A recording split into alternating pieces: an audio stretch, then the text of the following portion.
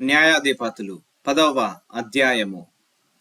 అబీమెలెకునకు తరువాత ఇశ్శాఖారు గోత్రికుడైన దోదో మనుమడును పువ్వా కుమారుడనైన తోలా న్యాయాధిపతిగా నియమింపబడెను. అతడు ఎఫ్రాయిమీయుల మన్యమందలి షామీరులో నివసించిన వాడు. అతడు 23 సంవత్సరములు ఇజ్రాయేలీయులకు న్యాయాధిపతి అయి ఉండి చనిపోయి షామీరులో పాతిపెట్టబడెను. అతని తరువాత గిలాదు దేశస్థుడైన యాయీరు నియమింపబడిన వాడై 22 సంవత్సరములు ఇజ్రాయేలీయులకు న్యాయాధిపతిగా ఉండెను. అతనికి 30 మంది కుమారులుండిరి. వారు 30 గాడిద పిల్లలనెక్కి తిరుగువారు. 30 ఊరులు వారికుండెను. నేటి వరకు వాటికి యాయీరు గ్రామములని పేరు. అవి గిలాదు దేశంలోనున్నవి. యాయీరు చనిపోయి కామోనులో పాతిపెట్టబడెను. ఇజ్రాయేలీయులు యెహోవా సన్నిధిని మరల దుష్ప్రవర్తనులైరి.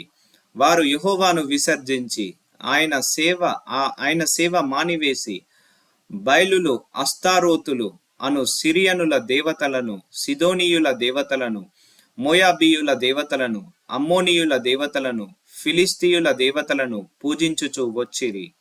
యెహోవా కోపాగ్ని ఇజ్రాయేలీయుల మీద మండగా ఆయన ఫిలిస్తీయుల చేతికిని అమ్మోనీయుల చేతికిని వారినప్పగించెను గనుక వారు ఆ సంవత్సరము మొదలుకొని ఇజ్రాయేలీయులను అనగా యోర్దాను అవతలనున్న గిలాదు నందలి అమోరీయుల దేశములో కాపురమున్న ఇజ్రాయేలీయులను 18 సంవత్సరములు చితకగొట్టి అణిచివేసిరి.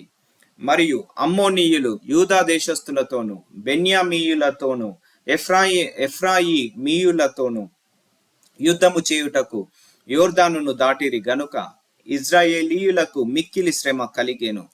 అప్పుడు ఇజ్రాయేలీయులు, మేము మీ సన్నిధిని పాపము చేసి ఉన్నాము, మా దేవుణ్ణి విడిచి బయలులను పూజించి ఉన్నామని యెహోవాకు మొరపెట్టగా, యెహోవా ఐగుప్తీయుల వంశములో నుండి, అమోరీయుల వంశములో నుండి, అమోనీయుల వంశములో నుండి, ఫిలిస్తీయుల వంశములో నుండి మాత్రమే గాక సిదోనీయులను, అమాలేకీయులను, మాయోనీయులను మిమ్మును బాధపరిచినప్పుడు వారి వంశములలో నుండి నేను మిమ్మును రక్షించి తిని కదా.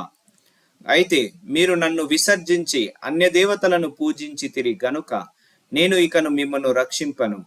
పోయి మీరు కోరికొనిన దేవతలకు మొరపెట్టుకొనుడి. మీ శ్రమ కాలమున అవి మిమ్మును రక్షించునేమో అని ఇజ్రాయేలీయులతో సెలవిచ్చెను.